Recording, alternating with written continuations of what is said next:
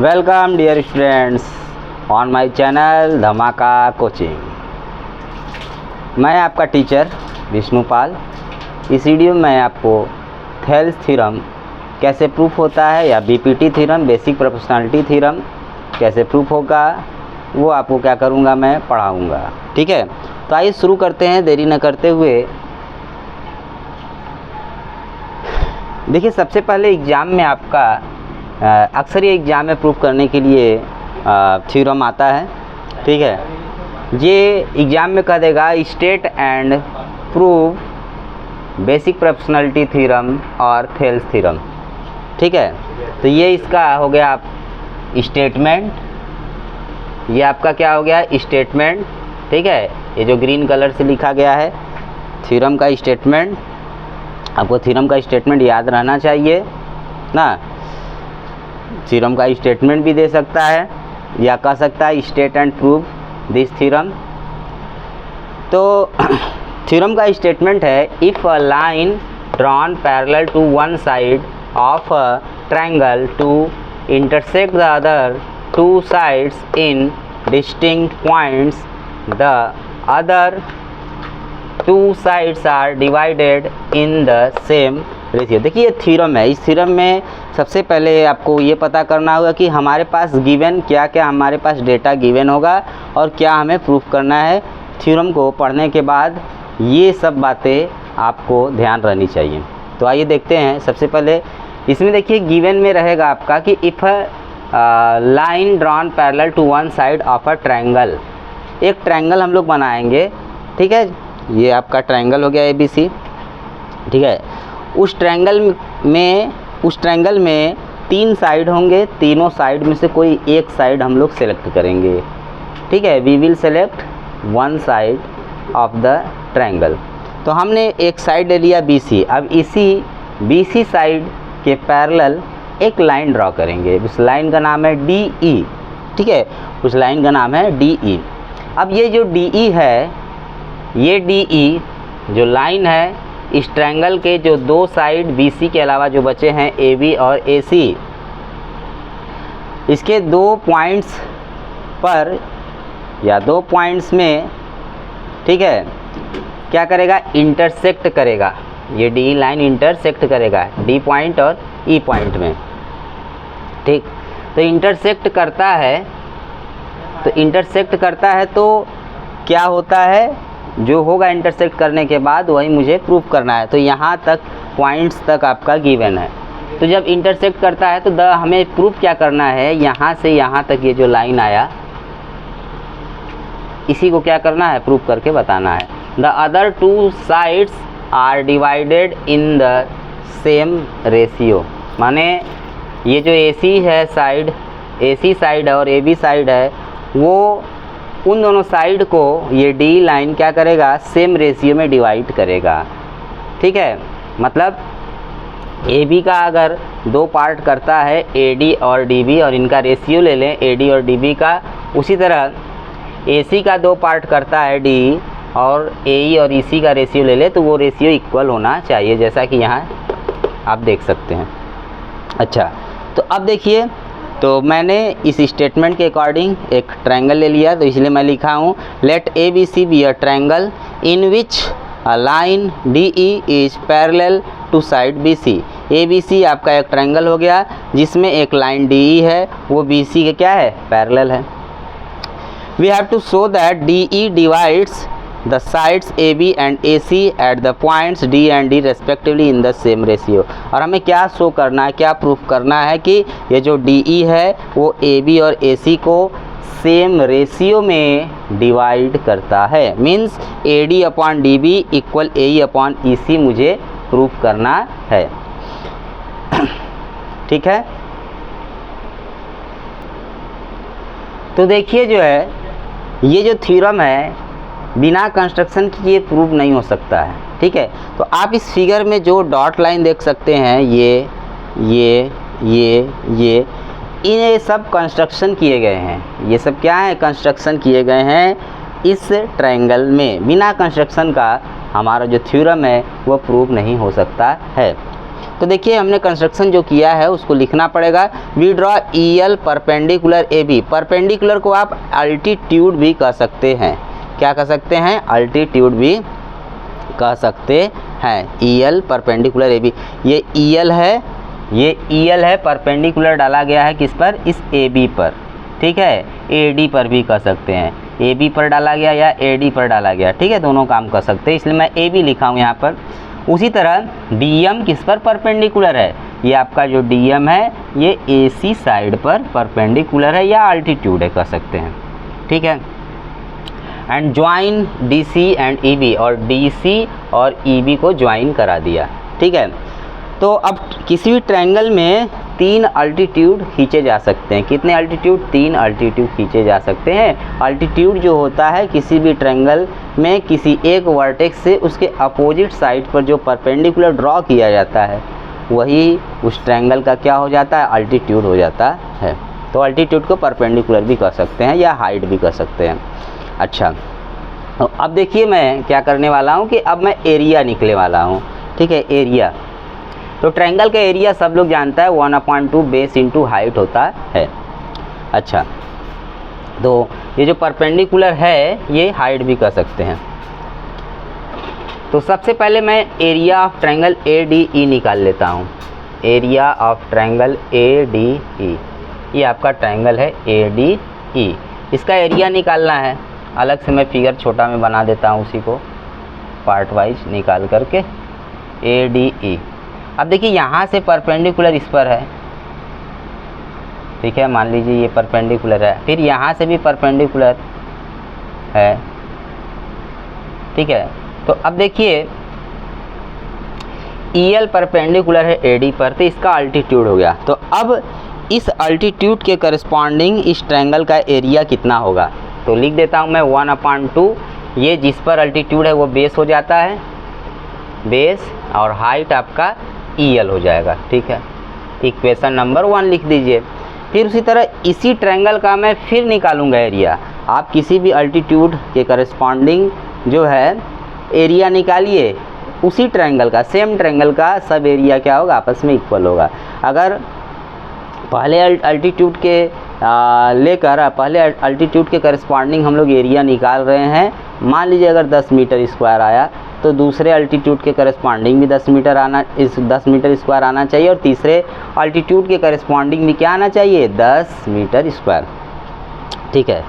तो ये पहला इक्वेशन हो गया। फिर मैं इस वाले अल्टीट्यूड के करस्पॉन्डिंग निकालता हूँ इसी ट्रायंगल का एरिया, 1/2 बेस अब की बार हो जाएगा AE इंटू हाइट DM हो जाएगा।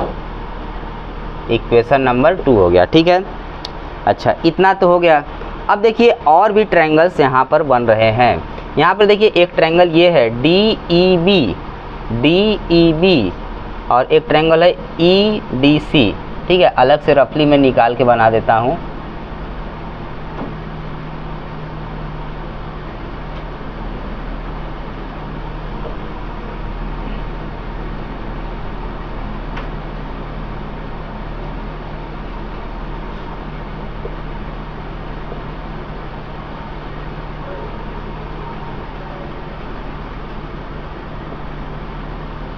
ठीक है। अच्छा, अब देखिए, अब मैं DEB, ट्रायंगल DEB का एरिया निकालना चाहता हूँ। तो ट्रायंगल DEB जो है आपका वो किस टाइप का ट्रायंगल है? ट्रायंगल के भी टाइप्स होते हैं। वो आपका स्केलिन ट्रायंगल है। कैसा ट्रायंगल है? Scalene triangle. स्केलिन ट्रायंगल क्या होता है? ऐसा ट्रायंगल जिसके तीनों साइड अनइक्वल हो, आपस में इक्वल ना हो। एक मान लीजिए एक ट्रायंगल है जिसका 3 साइड है, एक 10 सेंटीमीटर, एक 15, एक 70, मतलब 10, 15 और 17, 10, 15 एंड 17 सेंटीमीटर का ट्रायंगल है कोई। तो ये जो आपका ट्रायंगल है DEB, ये स्केलन ट्रायंगल है या स्केलिन ट्रायंगल आप कह सकते हैं। तो इसका हमें निकालना, स्केलिन ट्रायंगल का निकालना है। तो उसमें जो हाइट होगा वो कैसे हम लोग देखेंगे। मान लीजिए मैं एक आपके लिए एक स्केलिन ट्रायंगल बना दिया ABC ना, ये मान लीजिए कि स्केलिन ट्रायंगल है। अब इसका हाइट अल्टीट्यूड तो हमें पता नहीं है, तो क्या करेंगे, ये जो बेस है इसे मान लीजिए बेस वाले को बढ़ा देंगे, बेस वाले को थोड़ा प्रोड्यूस कर दिया, BC को प्रोड्यूस कर दिया, सपोज करिए D तक, ठीक। तो ये आपका AD अल्टीट्यूड हो गया, ये हाइट हो गया, तो बेस BC हो गया और हाइट ये हो गया। तो इस तरह से हम इस ट्रायंगल, स्केलिन ट्रायंगल का हम लोग एरिया लिख सकते हैं। तो अब देखिए हमारा जो फिगर है, इस फिगर में DEB है, क्या है ये, DEB स्केलिन ट्रायंगल। उसी तरह आपका EDC भी स्केलिन ट्रायंगल है। तो DEB वाला जो है, तो इसमें देखिए इस ट्रायंगल में जो अल्टीट्यूड है वो EL है, अल्टीट्यूड क्या है, EL है। तो आपका बेस DB हो गया और अल्टीट्यूड या हाइट EL हो गया। उसी तरह इस वाले ट्रायंगल में DEC वाले में या EDC वाले ट्रायंगल में आपका अल्टीट्यूड DM हो जाएगा और बेस आपका EC हो जाएगा। मैं लिखने जा रहा हूँ, area of triangle DEB equal 1/2 base आपका होगा DB और हाइट कितना हो जाएगा, हाइट हो जाएगा EL। इक्वेशन नंबर 3 हो गया, ठीक है। अब एरिया, ये लॉन्ग क्वेश्चन में आ सकता है, ठीक है। एरिया ऑफ ट्रायंगल EDC देख लीजिए, EDC 1/2 बेस आपका हो जाएगा EC और हाइट क्या हो जाएगा, हाइट आपका हो जाएगा DM। तो 4 इक्वेशन आपके पास तैयार हो गए हैं, 4, देयर आर 4 इक्वेशन। अब देखिए हमें प्रूव करना है, दिमाग में रहना चाहिए, हमें प्रूव करना है AD/DB is equal to AE/EC, इतना दिमाग में रहना चाहिए। तो अब इस चारों इक्वेशन में से आप देख सकते हो कि AD मतलब किस इक्वेशन को किस इक्वेशन से डिवाइड करें कि AD/DB बन जाए। अगर मैं इक्वेशन 1 को, इक्वेशन 1 में आपका AD है, RHS में देख सकते हैं, और DB आपका इक्वेशन 3 में है, तो इक्वेशन 1 को इक्वेशन 3 से अगर डिवाइड कर देंगे तो AD/DB आ जाएगा। उसी तरह इक्वेशन सेकेंड को इक्वेशन 4 से अगर डिवाइड कर देंगे, क्योंकि सेकेंड में AE है और फोर्थ में EC है, तो AE/EC आ जाएगा, ठीक है। इतना पहले हम लोग अरेंज करते हैं, तो मैं लिख देता हूँ, on dividing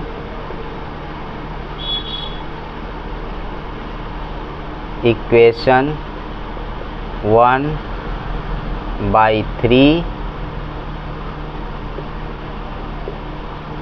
and equation 2/equation 4 respectively, ठीक है। आइए डिवाइड किया जाए।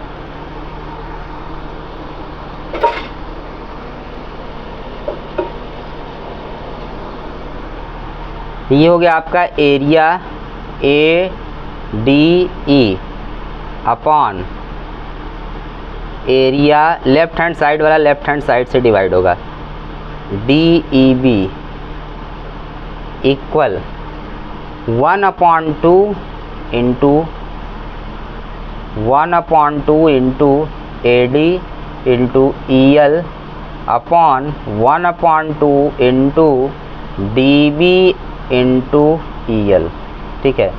EL से EL आपका कैंसिल हो जाएगा, 1/2 से 1/2 कैंसिल हो जाएगा, आपका आ गया area ADE equal upon DEB equal AD/DB। ये हो गया आपका इक्वेशन नंबर 5 इक्वेशन यहाँ पर बनकर तैयार हो गए हैं। कितने इक्वेशन बनकर तैयार हो गए हैं, 5, ठीक है।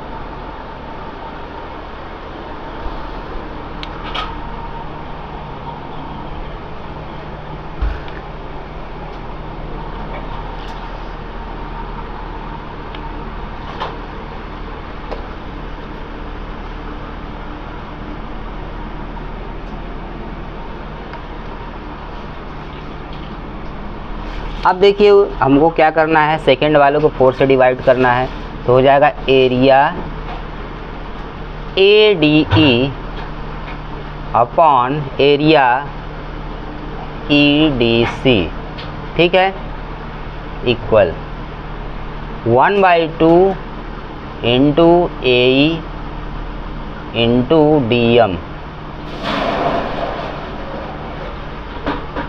1/2 मल्टीप्लाई होगा EC इंटू DM। ठीक है, DM से DM कैंसिल, 1/2 से 1/2 कैंसिल, आ गया आपका AE अपॉन EC और इधर हो गया area AD E upon area EDC, equation number 6। ठीक है, इक्वेशन नंबर 6 तक हमारा कंप्लीट हो गया। तो देख सकते हैं AD अपॉन DB आ गया, AE अपॉन EC आ गया। ठीक है, अच्छा अब देखिए जो है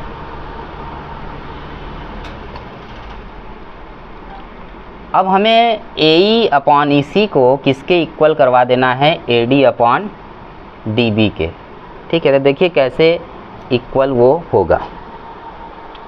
तो क्लास 9th में एक चैप्टर था, वो आपको सिलेबस में नहीं पढ़ाया गया है। ठीक है, area of triangles and parallelograms, तो उसी में से एक थ्योरम कह सकते हैं का मैं यूज करूँगा। तो देखिए थ्योरम क्या है। थ्योरम है कि the triangles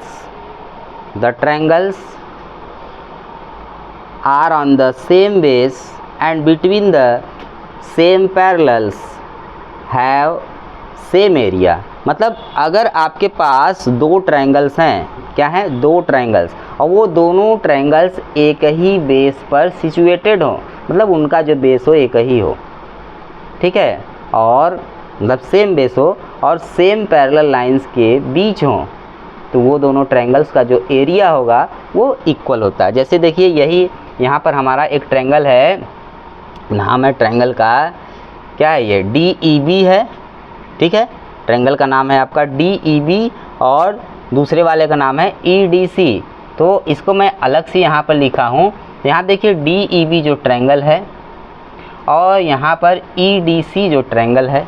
ठीक है, DEB और EDC जो ट्रायंगल है, इनका ये दोनों सेम बेस DE पर हैं। ये DE क्या है, इनके लिए कॉमन बेस है, सेम बेस है।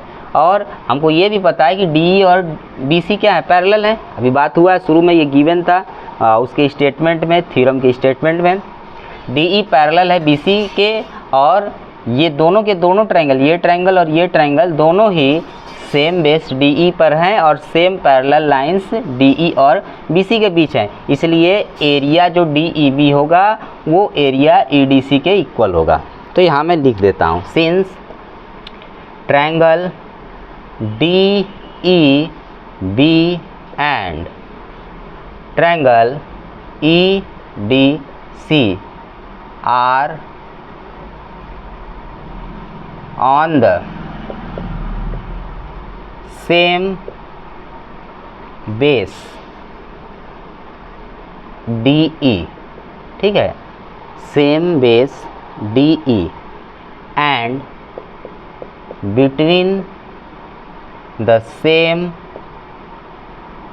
Parallel lines DE and BC। ठीक है, therefore area DEB equal area EDC। ठीक है, ये इक्वल हो गया। ये आपका हो गया इक्वेशन नंबर, मान सकते हैं 7। तो 7 इक्वेशन तक हो गया है। मुझे आशा है आप लोगों को समझ में आ रहा होगा।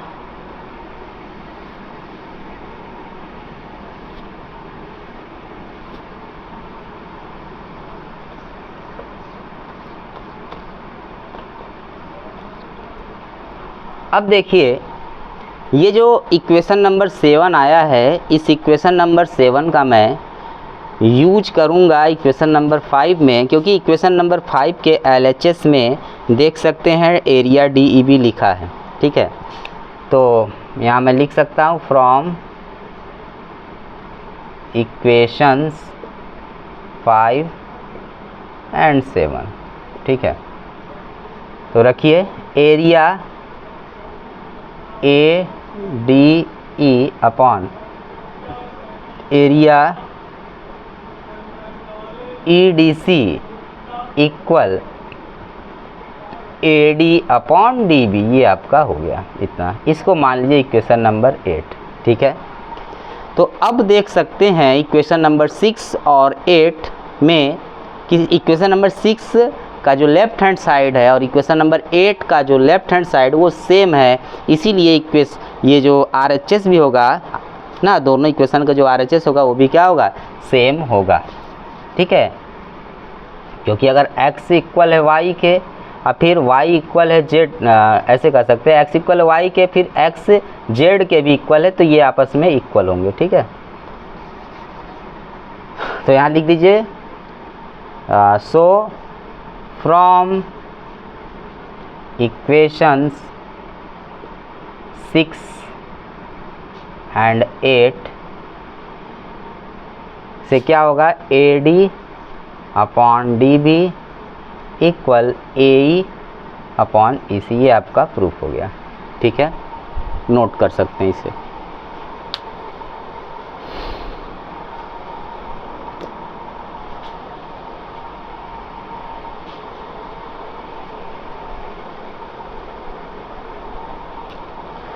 तो फिर मिलते हैं हम लोग नेक्स्ट वीडियो में एक नए टॉपिक के साथ। अगले वीडियो में मैं आपको एक्सरसाइज 6.2 सॉल्व कराऊंगा। अगर आप इस चैनल पर नए हैं, ठीक है, तो चैनल को लाइक करिए, सब्सक्राइब करिए और ज़्यादा से ज़्यादा हो सके शेयर अवश्य करिए, जिससे मुझे मोटिवेशन मिलेगा। ठीक है, thank you for watching my video. फिर मिलते हैं।